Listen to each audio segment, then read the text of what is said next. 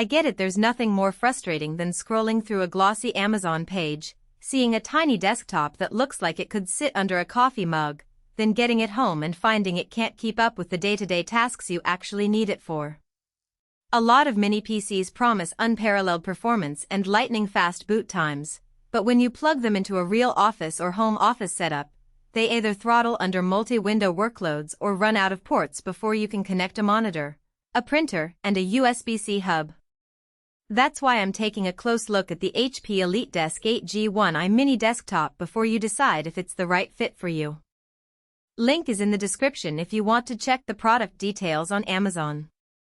Let's start with the first question most buyers ask: will this tiny box actually replace my bulky workstation?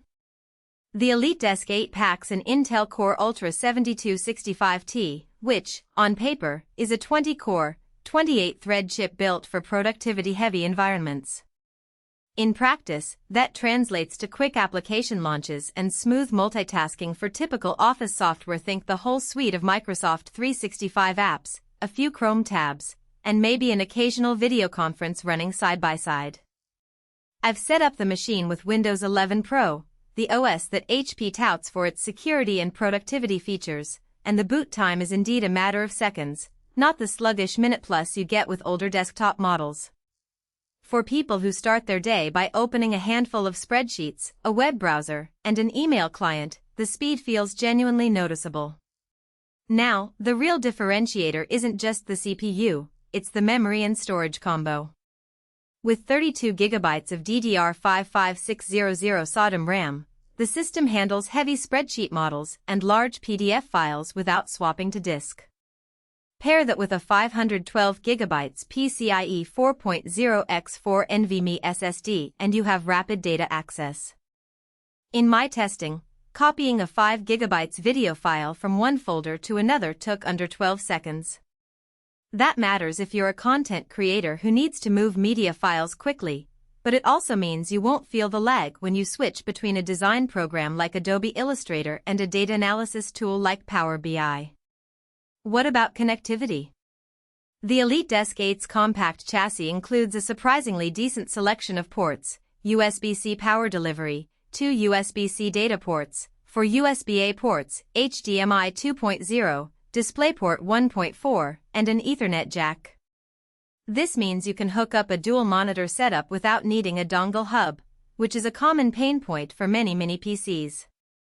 I connected a 27-inch 4K monitor via DisplayPort and an additional 24-inch monitor via HDMI, and both remained stable at 60 Hz. The Ethernet port gave a wired connection that was consistently faster than the Wi-Fi 6 adapter on my laptop, making this unit a solid candidate for a small office where network reliability is a priority. However, the size of the device does impose hidden trade-offs. First, the cooling solution is a single low-profile fan that keeps the chassis silent but can lead to thermal throttling under sustained heavy loads. In a quick stress test rendering a 1080p video for 10 minutes, the CPU clock dipped from its boost 2.4 GHz down to about 1.7 GHz before the fan kicked in more aggressively. If you plan on running long-duration compute-heavy tasks like 3D rendering or heavy virtualization, you might feel that dip. For regular office work, occasional spreadsheet crunching, and media playback, though, the temperature stayed comfortably under 70 C, and the fan noise stayed below a whisper. Another practical consideration is expandability. Because the device is a mini-tower, there's only one slot for the DDR5 SODIMM and the single M.2 SSD. If you ever need more storage, you'll have to rely on external USB-C drives, which defeats the all-in-one appeal for some users.